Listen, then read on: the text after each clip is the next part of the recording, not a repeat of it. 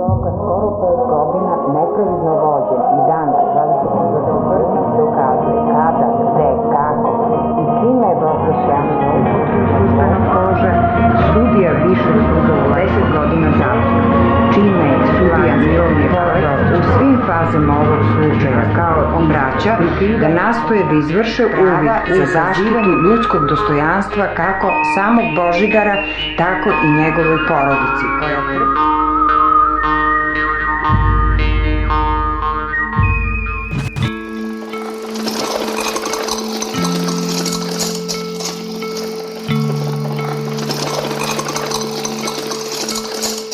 Zovem se Stojanović Božidar, rođen sam u Leskovcu gde i danas živim. Imam 67 godina. Ovo mrcvarenje traje 10-ak godina.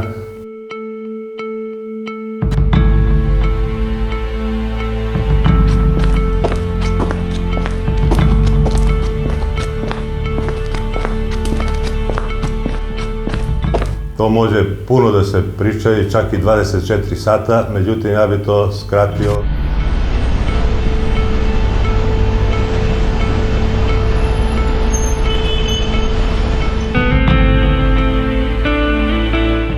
Uhapšen sam 8. novembra 2005. godine i to nezakonito od strane policijske uprave u Leskovcu, koji su na osnovu nezakonito oduzete dokumentacije iz opštinske uprave za finansije i to od strane Gorana Pavlovića, zvanog Kekere, kojem je usmeni nalog bez pisanog ovlašćenja dao tadašnji predsjednik opštine Gojko Velišković. Bukvalno je uhrađeno iz uprave za finansije 130 rešenja socijalne pomoći za 2005. godinu i to u periodu od 23. do 28. oktobra 2005. godine. Da bi na osnovu tako ukrađene dokumentacije pripremila i izradila fingirana rešenja novčane pomoći, te na taj način praktično obezbedili lažni materijalni dokazi za moje optuženje. Ta socijalna afera izbila je 24. oktobra 2005. godine na sednici Skupštine, tako da su imali vremena do 8. novembra, kada sam uhapšen, da se pripreme i dogovore, i to opštinska struktura na vlasti na čelu sa Gojkom Veliškovićem, korumpirani pojedinci iz policijske uprave i pojedinci iz okružnog tužilaštva i okružnog istražnog suda. A mogu da kažem čast čestitim ljudima u ovim institucijama koji se ne pitaju i mora da ćute. U suprotnom stigle bi ih loše posledice. Jačanje socijalne infrastrukture u opštinama. Sklopili su monstruoznu priču u kojoj su mene upakovali i povezali sa socijalnom aferom i to kao organizatora kriminalne grupe.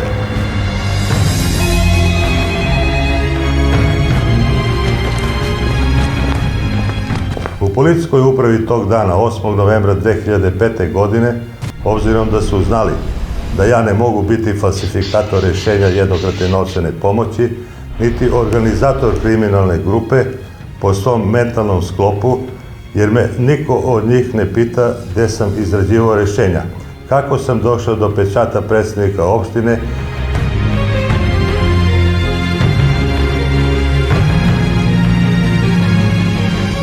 Već sam se izjasnio da je samo Branislav donosio novac za neka lica. Neki novac je predavao meni, koji sam ja prosleđivao Jeleni.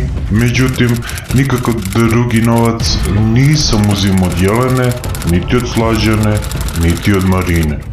Niti sam nosio ikakav novac Božidaru. Jedini koji me direktno optužuje je saoptuženi Brasa Popović, koji u policijskoj upravi i istrazi laže, da bi na kraju na glavnom pretresu dana 19. juna 2015. godine priznao da je lažna priča sklopljena u predkrivičnom periodu. Ja sam već napred objasnio da nisam znao da takva odbrana ne ide meni u korist. Istina je, međutim, ono što sam danas pred sudom naveo. Ja sam po zanimanju diplomirani ekonomist, međutim, odbranu koju sam ranije iznosio formirali smo zajedno kod Jelene kući, u prisustvu advokata Zorana Đušića. Meni je tako sugerisano da se izjašnjavam, da su mi rekli tada da skočim u reku ili sa zgrade, ja bih to tada uradio.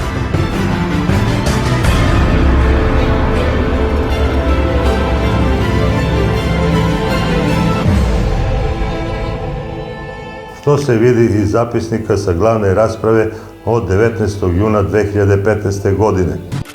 U odnosu na odbranu koju sam u ranijem toku postupka iznosio na zapisnik o saslušanju osumnjičenog i sa zapisnika o glavnim pretresima od 1.3.2007. godine, 29.6.2009. godine i 19.5.2010. godine. Ja tu svoju odbranu menjam, samo u delu koji se tiče Božidara, te navodim da sa Božidarom nisam imao nikakav dogovor, bilo kakve kontakte, niti da sam njemu prenosio novac.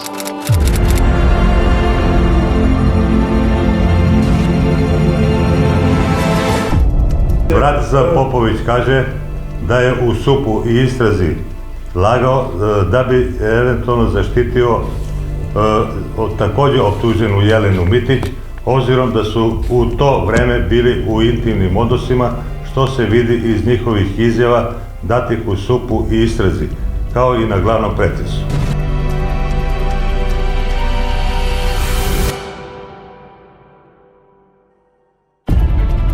Na mene sada niko nije izvršio pritisak ili neki uticaj da promenim iskaz u odnosu na optuženog Božidara. Ovako sam se danas izjasnio jer je to istina. Ranije moje izjašnjenje i odbrana je išlo u tom pravcu iz razloga jer je meni moj tadašnji branilac Zoran Đušić sugerisao da se tako izjašnjavam, a ja tada nisam shvatio da takvim izjašnjenjem idem u svoju štetu. Cilj pakovanja mene u ovu priču bio je da se zaštiti Gojko Veličković, tadašnji predsjednik opštine i predsjednik Socijalističke narodne stranke, jer kada bi njega uhapsili, onda bi praktično trebala da padne tadašnja koalicija na vlast u Leskovcu.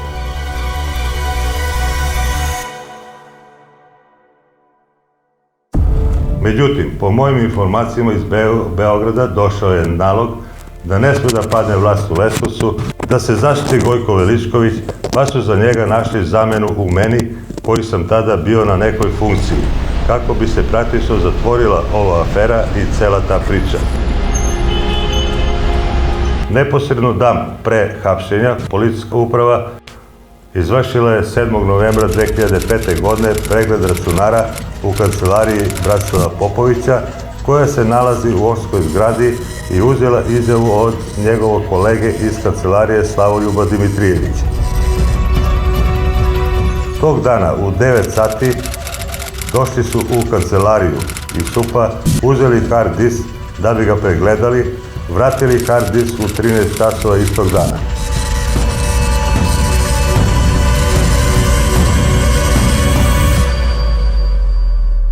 Sve ovo vreme, od 11 godina, krije se postojanje izvještaja o pregledu računara, odnosno hard diska, iz čega se vidi da je Popović na računaru štampao molbe građana, kao i rješenja na ime jednokratne novčane pomoći za korisnike, odnosno građane. Znam da su iz policije gledali taj moj kompjuter, a da su zvanično sudu poslali dopis da nisu gledali.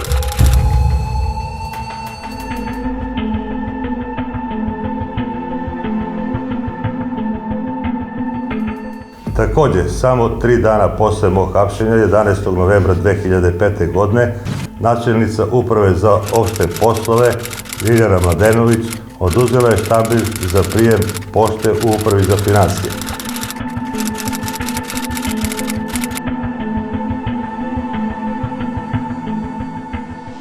Taj štambilj također, obzirom da su rješenja o jednokratnoj novčanoj pomoći sadržala isti štambilj, poslužio je za sačinjavanje falsifikovanih rješenja novčane pomoći za stvaranje lažnog materijalnog dokaza na moju štetu.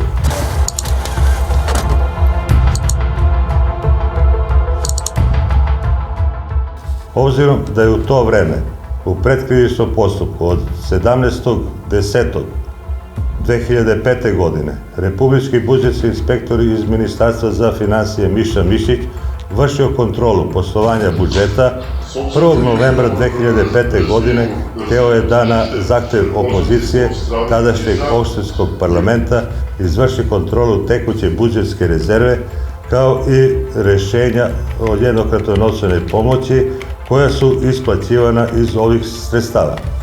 Pre nego da započne sa kontrolom 1. novembra, inspektori SUP-a pokupili su kompletnu finansijsku dokumentaciju svih 18 registratora iz 2004. godine i odeli, sa namerom da inspektor ne bi izvršio tu kontrolu, što je on konstatovao i svojim zapisnikom o kontroli poslovanja budžeta, koji je kasnije dostavio u decembru mesecu opštini na razmatranje, što je ovaj slučaj konstatovao na strani 21 i 22 svog zapisnika. U toku kontrole budžetske inspekcije Ministarstvo unutrašnjih poslova Sekretarijat u Leskovcu započeo je policijsku istragu povodom zahteva Skupštine opštine Leskovac, te dokumentacija za isplatu jednokratne novčane pomoći nije bila dostupna budžetskom inspektoru. Ministarstvo unutrašnjih poslova vršilo istragu u vezi dokumentacije koja se odnosila na isplatu jednokratne pomoći u 2005. godini u samoj opštini, a kompletna dokumentacija koja se odnosila na isplatu jednokratne novčane pomoći u 2004. godini odneta je u Ministarstvo unutrašnjih poslova Sekretarijat u Leskovcu, po čemu je i izdata potvrda o privremeno oduzetim predmetima od 1. novembra 2005. godine. U toku petomesečnog pritvora u Leskovačkom zatvoru vršena je istraga. Saslušavano je oko 250 svedoka korisnika jednokratne novčane pomoći, gde ni jedan svedok mene ne pominje, niti stavlja u bilo kom kontekstu u vezi rešenja novčane pomoći. Ne, ja nisam imao kontakt sa Božitom. Ja gospodina Stojanovića i ne poznam. Prvi put vidim čovjeka. Ko je gospodin Stojanović? Jedino me je optužio Bratislav Popović, opštinski radnik Uprave za opšte poslove, i to podržava sekretarica Gojka Veličkovića Jelena Mitić, kao i njene dve bliske rođake Marina Đokić i Slađana Đurić. Verovali ili ne, ali ja ne pripadam toj grupi ljudi. Međutim, jedini cilj je bio da se zaštiti Gojko Veličković, koji je prema mojim informacijama obećao njima da će ih spasiti i izvući iz zatvora, kao i to da ga ne pominju na sudu. Ono što inače ima prioritet u našem programu.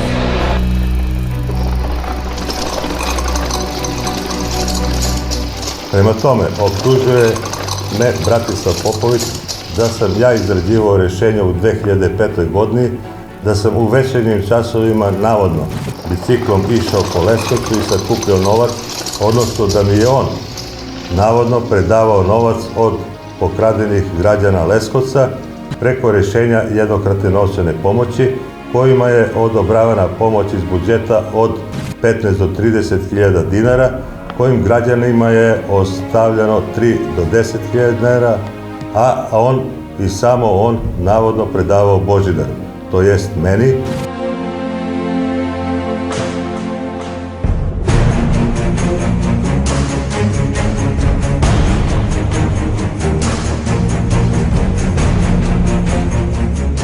A što je sve to negirao, opet ponavljam, na glavnom pretresu 19. juna 2015. godine, i kada kaže: Ja tu svoju odbranu menjam, samo u delu koji se tiče Božidara, te navodim da sa Božidarom nisam imao nikakav dogovor, bilo kakve kontakte, niti da sam njemu prenosio novac. Ranije moje izjašnjenje i odbrana je išlo u tom pravcu iz razloga jer je meni moj tadašnji branilac Zoran Đušić sugerisao da se tako izjašnjavam, a ja tada nisam shvatio da takvim izjašnjenjem idem u svoju štetu. Revoltirani advokat Đušić na tom suđenju 19. juna 2015. godine rekao je da mu je još tada Popović kazao da je u njegovoj kancelariji vršen pregled hard diska, što SUP, odnosno služba privrednog kriminala, to do danas negira.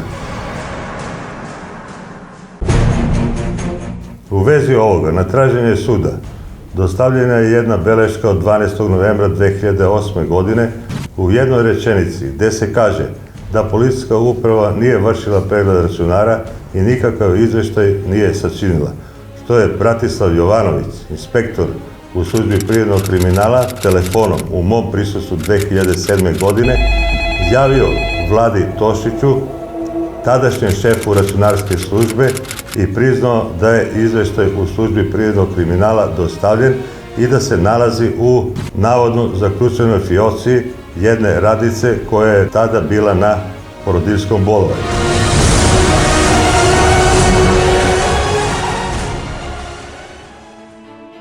Tri člana računarske službe, i to šef Stanoje Ristić, Boban Cakić i Zoran Zlatanović, kao treći član, ušli su tog dana 7. novembra 2005. godine u kancelariji Bratislava Popovića i uzeli izjavu od kolege Slavoljuba Dimitrijevića.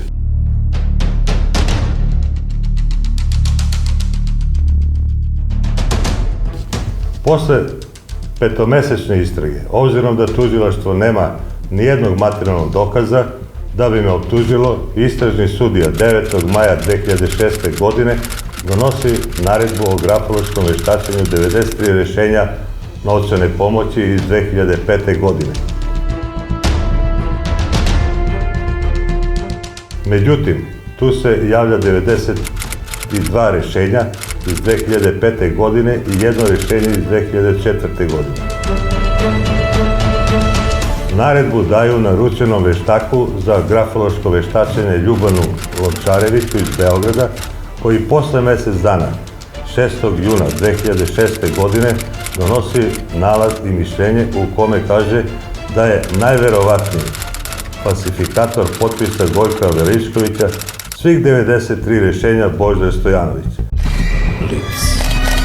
Blitz. Blitz.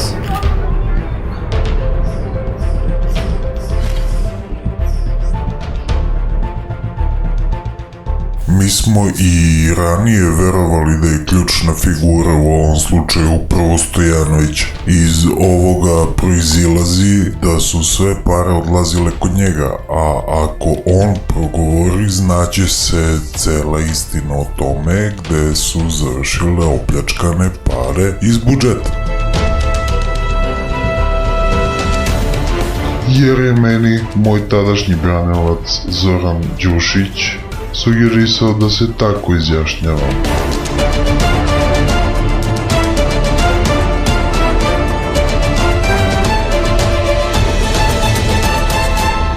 Prema evidenciji Ministarstva pravde Republike Srbije, a na osnovu podataka koje ste nam dostavili za navedena lica, obaveštavamo vas da je magistar Miroslav Busarčević upisan u registar stalnih sudskih veštaka za oblast kriminalistička veštačenja iz trasologije, hemije i balistike i da je magistar Ljuban Lončarević upisan u registar stalnih sudskih veštaka za oblast trasologija po rešenju broj 740 05 317/1999/04 od 5.2.2001. godine.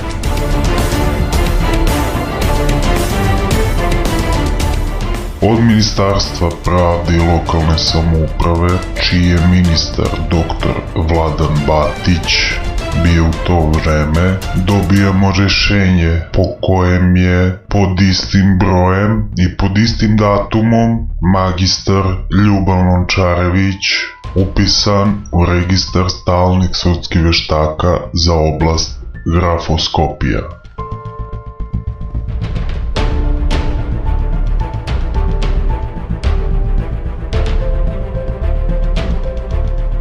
Obaveštavamo vas da prema evidenciji Ministarstva pravde Ljuba Lončarević je upisan u registar stalnih sudskih veštaka za oblast grafologija i grafoskopija po rešenju broj 740-05-317 kroz 1999-04 od 5.2.2001. godine, kao i za oblast trasologija po rešenju broj 740-05-68 kroz 2001-04 od 15.6.2001. godine. Na sajtu Ministarstva pravde Republike Srbije u registar stalnih sudskih veštaka, međutim stoji da je Ljuban Lončarević upisan pod rednim brojem 740-05-007-59 kroz 2010-03 od 6.7.2011. godine za oblast grafoskopija.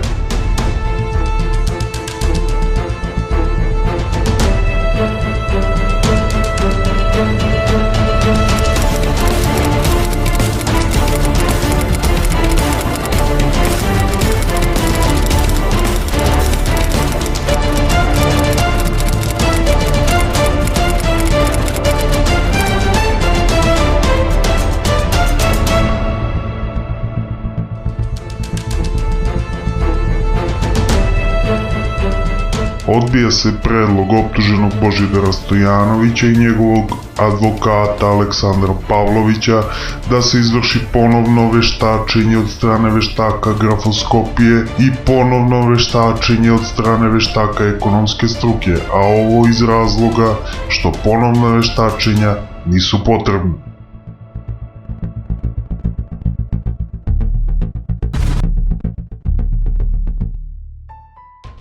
Također veštačio je i naloge za isplatu da sam ja navodno podizao novac koji je glasio na podizalca svedoka Zoru Stanković, koja je u kumskim odnosima sa Gojkom Veličkovićem i da 40 naloga je veštačio gde sam na mestu podizalca novca navodno falsifikovao potpis svedoka Zore Stanković u Republičkoj upravi za javna plaćanja. Apsurd da ja mogu da odem na šalteru banke, da stavim periku i predstavljam Zoru Stanković i da meni blagajnik na ime Zore Stanković isplati novčana sredstva po rešenju, odnosno po nalogu za isplatu na ime novčane pomoći. Očigledno da je taj veštak naručen koji nema nikakav kredibilitet, a o kome su mediji svojevremeno pisali o njegovoj korumpiranosti, manipulacijama u veštačenju. Veći broj zahteva dostavljeno je od strane moje odbrane da se izvrši novo grafološko veštačenje. Međutim, uvek je to odbijeno, verovatno znajući da ja nisam to mogao da uradim, da potpisujem rešenje o jednokratnoj novčanoj pomoći koje je isključivo diskreciono pravo imao Gojko Veličković, a po članu 14 tadašnje odluke o budžetu. Ovlašćuje se predsjednik opštine da odlučuje o korišćenju sredstava iz stava 1 ovog člana u iznosu do 30.000 dinara. Predsjednik opštine je u obavezi da prilikom razmatranja odluke o izvršenju budžeta Skupštini podnese izveštaj o utrošku sredstava iz tekuće budžetske rezerve. Također, više zahteva dostavljeno je Višem sudu da se izvrši grafološko veštačenje parafa na molbama, jer molbe su iz 2004. godine parafirane po osnovu odobravanja i overene pečatom opštine. Znači, da se izvrši grafološko veštačenje tog parafa i da se istraži ko je udarao pečat na molbama. Međutim, to nikad nije urađeno do danas za svih 11 godina, jer bi istina izašla na videlo. Znači, totalna opstrukcija od policijske uprave do tužilaštva pa i suda.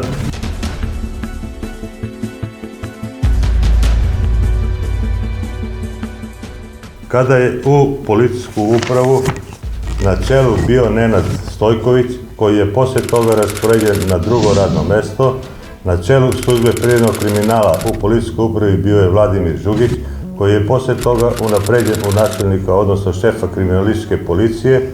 U višem tužilaštvu u Leskovcu prepušten je postupak zamjeniku tužioca Miladinu Miladinoviću sa saradnicom Ljubicom Stamenković, kao i istražni sudija Nebojša Stojčić, koji je posle mjesec dana unapređen za predsjednika Općinskog suda, u svakom slučaju zbog zasluge koje je učinio u ovom predmetu prema Gojku Veličkoviću. Na osnovu nalaza korumpiranog veštaka Ljubana Lončarevića iz Beograda podignuta je optužnica 18. augusta 2006. godine prema meni, kao i prema saoptuženima Bratislavu Popoviću, Jeleni Mitić i njenim bliskim rođakama Marini Đokić i Slađani Đurišić, kao i Gojka Veličkovića i njemu bliske, kako Jelena kaže u jednoj izjavi na pretresu, Marine Arsić, koja je bila odbornik u to vreme u lokalnom parlamentu. Član izvršnog odbora Socijalističke narodne stranke bila je Jelena Mitić. Marina Arsić bila je odbornik lokalnog parlamenta ispred iste stranke. Marina Đokić i Slađana Đurišić bili su aktivisti ove stranke, kao i ostali njihovi saradnici, sve dok Zora Stanković, kuma predsjednika opštine Gojka Veličkovića, sve dok Miodrag Đorđević, kum Marine Đokić, Svetlana Radišić, član izvršnog odbora stranke i sekretarica u stranci itd.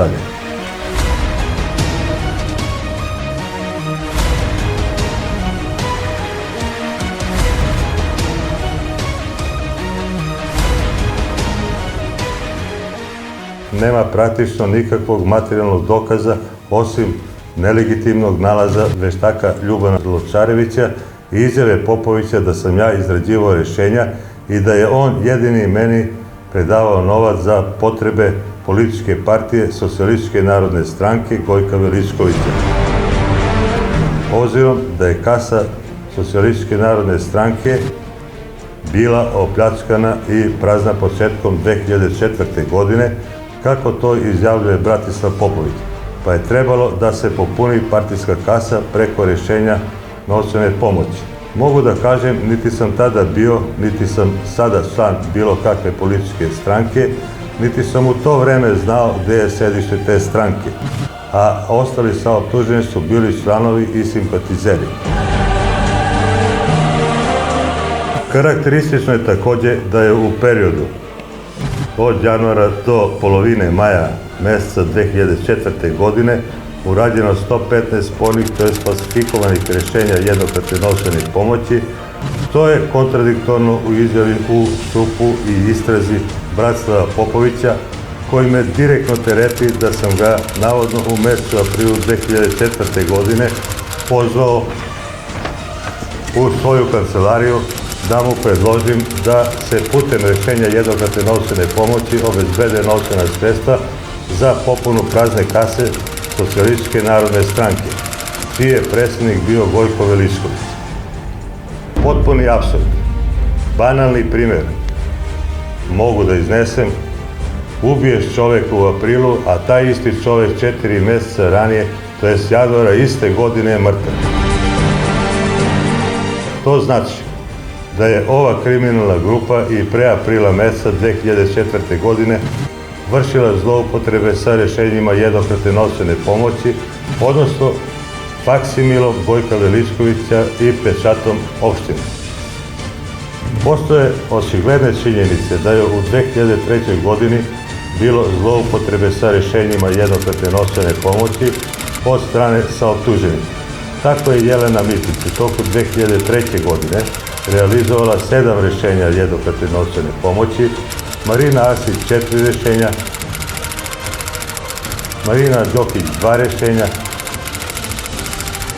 rođena sestra Bratislava Popovića Vesna Popović 2 rješenja itd. Kojom dokumentacijom kompletno raspolaže. Gojko Veličković na saslušanju u sudu izjavljuje da je faksimil dao na korištenje Jeleni Mitić krajem 2003. godine. Što ova potvrđuje, a raspolaže fotokopijama rješenja na kojima se vidi korištenje faksimila od meseca juna 2003. godine, to je 7 meseci ranije. Hoću da naglasim i to da je tadašnji zamjenik predsjednika opštine, koalicioni partner Gordana Savić u tom periodu bez ikakvog ovlašćenja potpisala oko 500 rešenja jednokratne novčane pomoći, što je ovo diskreciono pravo imao samo Gojko Veličković po članu 14 odluke o budžetu. Ovlašćuje se predsjednik opštine da odlučuje o korišćenju sredstava iz stava 1 ovog člana u iznosu do 30.000 dinara. Gordana Savić čak nikada ni kao svedok nije saslušana od strane pravosudnih organa. Na taj način korumpirani pojedinci u SUP-u, tužilaštvu pa i sudu uništili su mene i moju porodicu. Mogu da kažem da mi je žena umrla od 10-godišnjih trauma 2015. godine.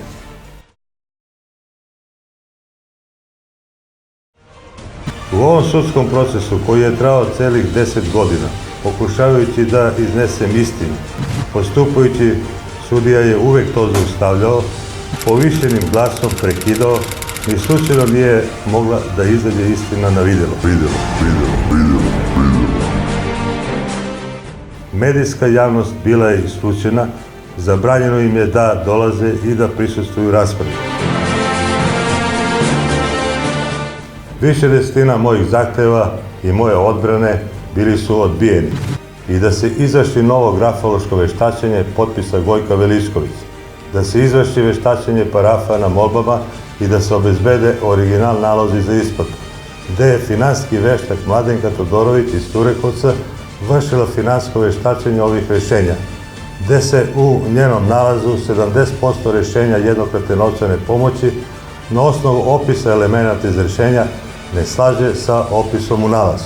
Prikazat ćemo vam samo jedan primer od mnogo nelogičnosti u ovom veštačenju. Tako je, na primer, na strani 101 i 102 finansijskog veštačenja veštačeno rešenje broj 1001/04 od 13.9.2005. godine 2 puta sa različitim unetim podacima. Tako je na strani 101 objašnjeno kao rešenje koje je overeno parafom predsjednika opštine, a na strani 102 overeno faksimilom predsjednika opštine. Dalje u istom rešenju na strani 101 stoji da je rešenje zavedeno pod delovodnim brojem 1338 od 19.9.2005. godine, a na strani 102 finansijskog veštačenja stoji da to rešenje nije zavedeno i nema potpis primaoca i datum uručenja. Ovo govori da su u istražnom postupku, dok je Božidar Stojanović bio u istražnom zatvoru, ova rešenja falsifikovana i prepravdana,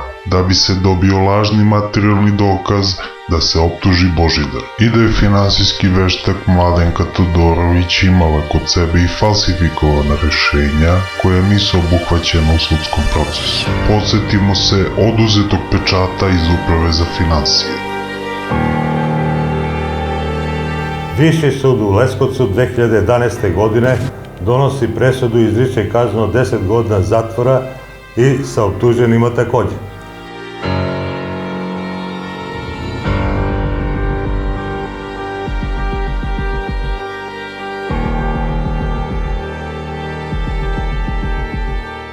Pisane su žalbe apelacionom sudu. Apelacioni sud ukida presudu Višeg suda 2013. godine, gde kaže da je potrebno da Viši sud utvrdi sve činjenice i iznese sve dokaze.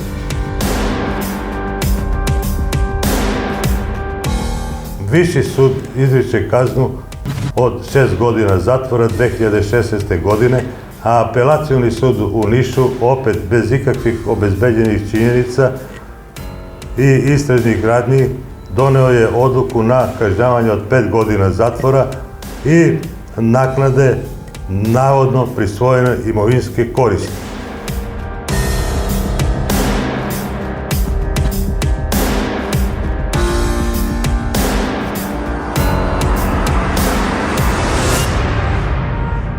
Na kraju mogu da kažem da u ovoj državi posle 11 godina u borbi za pravdu nisam pobedio.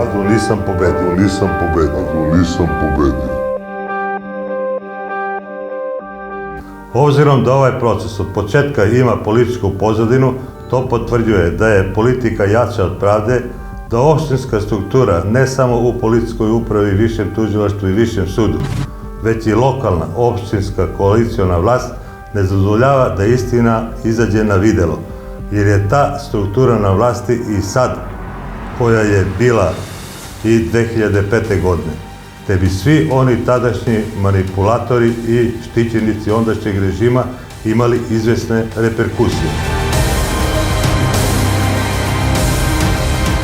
Apelujem na medije, ako su i ole zainteresovani za ovu priču, stojim na raspolaganju sa celokupnom dokumentacijom za vođenje intervjua i ponuđenih dokaza da nemam veze sa ovom nebuloznom pričom u koju sam upakovan od strane korumpiranih pojedinaca iz policijske uprave, tužilaštva i istražnog suda u Leskovcu.